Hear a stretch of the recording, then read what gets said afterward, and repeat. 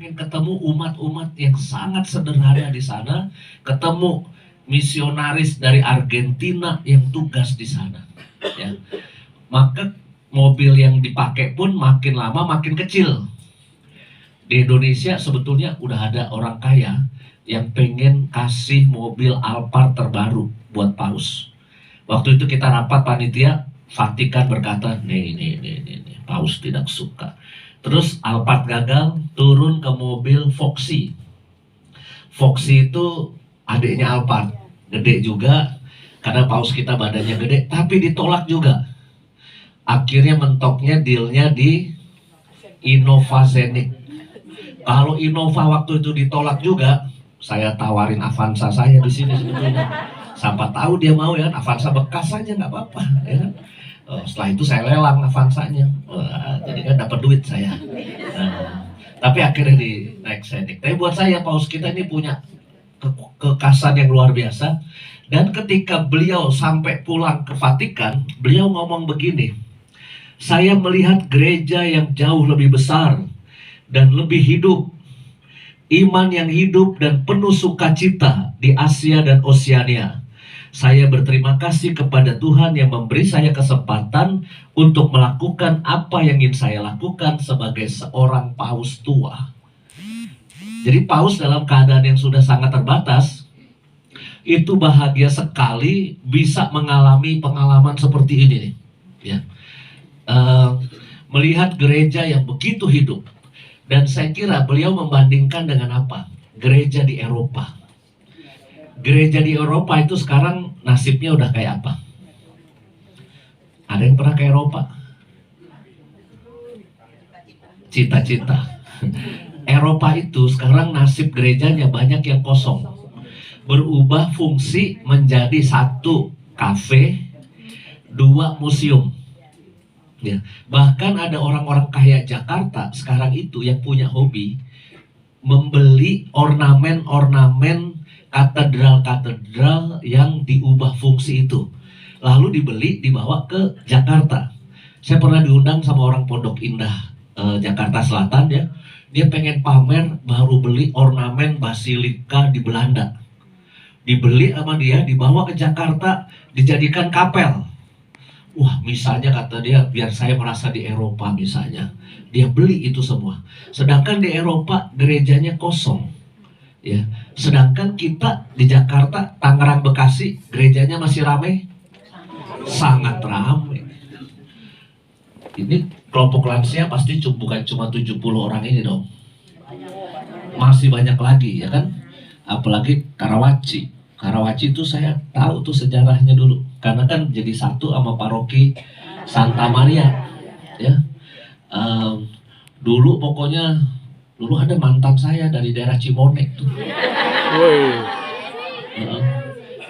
Cuma nggak jadi, nggak terus karena saya masuk seminari aja. Siapa tuh nanya-nanya lagi. Kepo tahu. Waktu itu saya minta izin malam Natal, hujan rintik-rintik di depan gereja Santa Maria Tangerang. Terus saya bilang sama dia, sebut saja nama samaran Juliet ya, kan Romeo sama Juliet. Saya bilang, Yul, seandainya gue masuk seminari, bagaimana? Kata saya gitu kan. Terus dia tiba-tiba melengos. Apa? Kayak sinetron-sinetron gitu. Apa? Lu pengen masuk seminari? Seminari kan sekolah calon romo. Kalau calon romo kan nggak boleh punya pacar, kata dia. Kalau lu jadi romo, gue jadi apa? Kata dia. Terserah lu mau jadi Wonder Woman, mau jadi apa kek, terserah. Saya bilang, udah. Dia nangis setengah jam. Nangis setengah jam. Jadi hari itu hujan terasa bertambah deras karena ditambah air mata dari dia kan. Saya sampai terharu sekarang ingatnya. Terus akhirnya dia ngomong gini, oke deh, Yus, gua nggak mau bersaing sama Tuhan. Dia bilang. Yang penting lu janji ya, lu jadi romo, terus nggak boleh ada wanita lain dalam hidup lu. Nah, terus kita sumpah janji gini. Dia bilang pokoknya cinta kita abadi. Dia kawin duluan, nggak minta izin saya.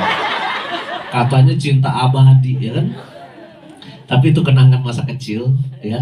Akhirnya dulu kan gereja Santa Maria, anak pertamanya ya Perunas Karawaci itu ya, Agustinus ya. Tapi lama sekali izin gerejanya nggak muncul-muncul. Ya. Iya. Habis itu pecah ke Helena dulu. Dari Karawaci pecah ke Helena. Tapi kan kayak BSD dulu, ya BSD dulu Santa Monica. Terus ada muncul Ciledug, muncul Alam Sutra. Sekarang ada Gading Serpong, Citra Raya, ada Villa Melati Mas.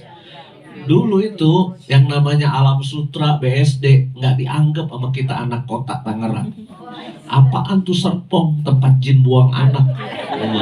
Dulu kita nganggap anak-anak yang dari Serpong itu nggak ada level sama kita anak kota gitu, kota Tangerang. Tapi sekarang kota Tangerang biasa-biasa aja. BSD Alam Sutranya cuis, rumahnya mahal-mahal. Ya, tapi buat saya senang mengenang pengalaman masa kecil sebagai anak Tangerang supaya saya nggak boleh lupa sama sejarah saya. Karena jadi Romo kalau nggak lupa saya sama sejarah saya. Dulu cita-cita saya itu aslinya, Anda mau tahu ya, cita-cita saya itu jadi tukang tambal ban waktu masa kecil. Kenapa? Itulah profesi paling keren di sekitar rumah bapak ibu saya. Jadi bapak ibu saya itu rumahnya di bantaran sungai, di atas sungai di Sewan. Di Sewan Tangerang itu di belakang airport ada Sewan kan ya, ada kali. Dulu itu kumuh kalinya, terus ada rumah-rumah jelek-jelek, gubuk-gubuk tuh di atas sungai. Bapak saya kontrak di situ.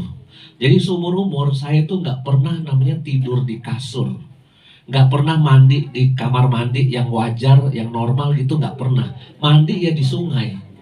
Lagi nyemplung di sungai, teman saya pup di atas jembatan. Sambil mandi lewat tuh kuning-kuning gitu. Maka muka saya kekumel gini, campuran antara tinja sama air sungai sebetulnya. Ya. Maka saya sering ngelamun, Tuhan kalau gede kira-kira aku jadi apa ya.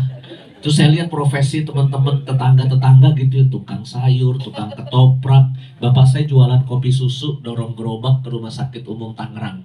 Itu. Maka cita-cita saya paling keren, wah bengkel sepeda nih paling keren.